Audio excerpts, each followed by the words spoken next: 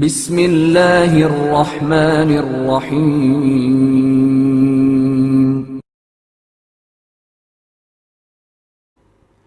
حسن کے چاند کی قربانی۔ عزادارو، آج کا چاند حسن مجتبیٰ کے چاند کا تذکرہ کرنا چاہتا ہے کہ حسن مجتبیٰ کا چاند فاطمہ کے چاند کی خدمت میں با ادب کھڑا اذن جہاد کا طلبگار ہے۔ محرم کا چاند شب عاشور کا عینی شاہد ہے کہ خیمہ حسینی میں چراغ مدھم تھے، کربلا کی ریت پر سکوت طاری تھا۔ حسین مظلوم رات کے اندھیرے میں اپنے اصحاب سے محو گفتگو ہیں، عاشور کے دن کے حالات بیان کرتے ہیں، ہر شہید کو جنت میں اس کا مقام دکھاتے ہیں۔ 13 سال کا خوبرو جوان حسن مجتبیٰ کا شہزادہ قاسم ایڑیوں کے بل اپنے چچا سے مخاطب ہوتا ہے، چچا جان، کل کے شہداء میں میرا نام بھی شامل ہے یا نہیں؟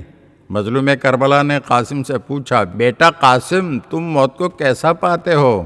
شہزادہ قاسم نے شجاعت کے ساتھ جواب دیا، احلی من العسل، چچا جان، موت شہد سے زیادہ میٹھی ہے۔ شہزادے کا جواب سن کر حسین نے بھتیجے کے حق میں دعائے خیر کی۔ عزادارو، روز عاشور حسین کا ہر ناصر آتا ہے، اذن جہاد طلب کر کے میدان کاردار میں جا کر شہادت کے جاویدانی مرتبے پر فائز ہو جاتا ہے۔ ایک مرحلہ ایسا آیا کہ حسین کے سامنے بھائی حسن کی نشانی 13 سالہ بھتیجا قاسم ادب سے سر جھکائے حاضر ہوا اور عرض کیا، چچا جان، اب مجھے مرنے کی اجازت مرحمت فرمائیں۔ مظلوم امام نے جواب دیا، اے قاسم، اے میرے بھتیجے، تم تو میرے بھائی کی نشانی ہو، لہٰذا تم میدان میں نہ جاؤ۔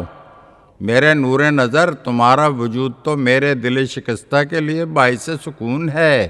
جب قاسم نے دیکھا کہ چچا اجازت نہیں دے رہے ہیں تو نہایت غمگین اور افسردگی کے عالم میں وہیں زمین پر بیٹھ گئے، سر مبارک دونوں زانوؤں کے درمیان رکھے سوچ رہے تھے کہ اسی اثنا میں یاد آیا کہ بابا نے وقت آخر میرے بازو پر ایک تعویذ باندھا تھا اور فرمایا تھا کہ بیٹا، جب تم پر کوئی سخت وقت آئے تو تم اس تعویذ کو کھولنا اور جو کچھ اس میں لکھا ہو اس کے مطابق عمل کرنا۔ شہزادے نے اپنے دل ہی دل میں سوچا کہ بابا کو شہید ہوئے تو زمانہ ہو گیا، لیکن میں کبھی اس سے بڑی مصیبت سے دوچار نہیں ہوا، لہٰذا اب مجھے اس تعویذ کو کھول کر پڑھنا چاہیے۔ بس جیسے ہی قاسم نے اس تعویذ کو کھولا، تحریر کو پڑھا تو اس میں لکھا ہوا دیکھا، میرے لال، میں تمہیں وصیت کرتا ہوں کہ جب بھی تم اپنے چچا کو کربلا میں دشمنوں کے نرغے میں گھرا ہوا پاؤ تو ہرگز خدا و رسول کے دشمنوں سے جنگ کو ترک نہ کرنا اور اپنے چچا کے ہم رکاب رہ کر شجاعت حسنی کے جوہر دکھانا، اور اگر تمہارے چچا اجازت نہ دیں تو اتنا اصرار کرنا کہ وہ راضی ہو جائیں۔ جناب قاسم خوشی خوشی اٹھے، تحریر کو لا کر امام حسین کے سپرد کیا۔ جیسے ہی آپ کی نظر بھائی کی تحریر پر پڑی، قاسم کے گلے میں باہیں ڈال دیں اور اپنی آغوش میں بٹھا لیا۔ دونوں نے بہت گریہ کیا۔ بہرحال حسین قاسم کو خیمے میں لے کر گئے اور قاسم کی ماں ام فروہ کو اپنے قریب بلایا اور زینب کبریٰ سے فرمایا، بہن، میرے اسلاف کے تبرکات کا صندوق لاؤ۔ صندوق لایا گیا۔ آپ نے امام حسن کی قبا کو قاسم کے زیب تن کیا، امام حسن کا عمامہ سر پر رکھا۔ اہل بیت اس منظر کو دیکھ کر رونے لگے۔ امام نے قاسم کے گریبان کو چاک کر دیا اور عمامے کے دونوں سروں کو قاسم کے چہرے پر ڈال دیا۔ اس طرح آپ نے بھتیجے کو رخصت کیا تاکہ دشمنوں کی نظر بد سے بھی محفوظ رہے اور تمازت آفتاب سے بھی امان میں رہے۔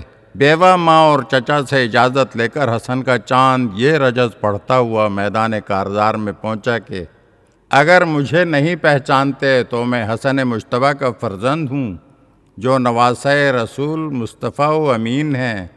یہ حسین اغوا شدہ کی طرح اسیر ہیں، ایسے لوگوں کے درمیان کہ خدا انہیں آب باراں سے سیراب نہ کرے۔ قاسم نے شجاعت حسنی کے وہ جوہر دکھائے کہ جس طرف جاتے کشتوں کے پشتے لگ جاتے۔ ماں در خیمہ پر کھڑی حسین کے آئینہ رخ میں قاسم کی جنگ دیکھ رہی تھی حسین مرحبا اور سبحان اللہ کی صداؤں سے بھتیجے کی شجاعت پر داد دے رہے تھے۔ دیکھتے ہی دیکھتے اس 13 سالہ مجاہد نے 35 ناریوں کو فنار کیا تو عمر ابن سعد گھبرا گیا۔ اس نے لشکر کا بگڑتا حال دیکھ کر شام کے مشہور پہلوان ازرق شامی کو میدان میں جانے کا حکم دیا۔ اس نے کہا، امیر، اس بچے کے مقابلے میں جانا میری شان کے خلاف ہے، میں اپنے بیٹے کو بھیجتا ہوں۔ یہ کہہ کر اس نے اپنے بیٹے کو میدان جنگ میں بھیجا، جسے حیدر کرار کے پوتے اور حسن مجتبیٰ کے شیر نے پل بھر میں ڈھیر کر دیا۔ ازرق نے اپنے دوسرے بیٹے کو بھیجا، یکے بعد دیگرے اس کے 4 بیٹوں کو حسن کے لال نے واصل جہنم کیا۔ اب ازرق غصے کے عالم میں میدان کی طرف بڑھا۔ مظلوم کربلا نے ازرق کو میدان کی طرف آتے دیکھا تو در خیمہ پر کھڑی قاسم کی ماں سے فرمایا، ام فروا، ایک بڑے پہلوان سے قاسم کا مقابلہ ہے، مصلے پر بیٹھ کر خدا سے دعا کرو کہ قاسم ظفریاب ہو۔ ماں کی دعا بیٹے کے حق میں ضرور مستجاب ہوتی ہے۔ جناب ام فروا خیمے میں گئیں، مصلائے عبادت پر بیٹھ کر دعا شروع کی۔ ابھی دعا ختم نہ ہوئی تھی کہ عباس علمدار کی مرحبا کی صدا بلند ہوئی اور ازرق شامی جہنم رسید ہو گیا۔ بس عزادارو، ازرق کے مرتے ہی فوج یزید نے چاروں طرف سے حسن کے چاند کو گھیر لیا۔ ہر طرف سے تیروں کی بارش ہوئی۔ آواز آئی، چچا جان میری مدد کو پہنچیے۔ بھائی حسن کی نشانی کی صدا سنتے ہی ایک طرف سے حسین، دوسری طرف سے عباس عقاب کی طرح جھپٹے۔ لشکر اعداء یہ دیکھ کر بھاگا، ادھر کا لشکر ادھر، ادھر کا لشکر ادھر ہوا، اور یوں حسن کا پھول گھوڑوں کے سموں تلے کچلا گیا۔ حسین جب قاسم کے سرانے پہنچے، دیکھا کہ قاسم کے اعضاء زمین پر بکھرے پڑے ہیں۔ اپنی ابا کو پھیلا کر قاسم کی لاش کے ٹکڑے اٹھاتے جاتے اور ابا کے دامن میں رکھتے جاتے۔ فرماتے تھے، قاسم، چچا پر یہ کڑا وقت ہے کہ تو پکارے اور چچا بر وقت نہ پہنچے، اور جب پہنچے تو کوئی فائدہ نہ پہنچا سکے۔ حسین قاسم کے پامال شدہ لاشے کو لے کر خیمہ گاہ کی جانب بڑھے۔ در خیمہ پر آ کر آواز دی، ام فروا، قاسم ملنے آئے ہیں۔ ماں نے گٹھری کھول کر اپنی بکھری ہوئی دولت پر نظر ڈالی۔ ماں نے آخری دیدار کیا۔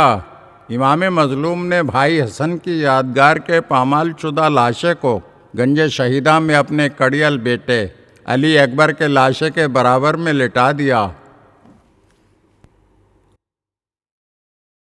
اگر آپ ہمارے چینل کی نئی ویڈیوز دیکھنا چاہتے ہیں تو ہمارے چینل کو سبسکرائب کریں اور گھنٹی کے بٹن کو دبائیے تاکہ ہر آنے والی ویڈیو آپ کو جلد موصول ہو سکے۔ اور ہاں، لائک اور شیئر ضرور کیجیے اور اپنے قیمتی کمنٹ سے ہمیں آگاہ کیجیے۔ شکریہ۔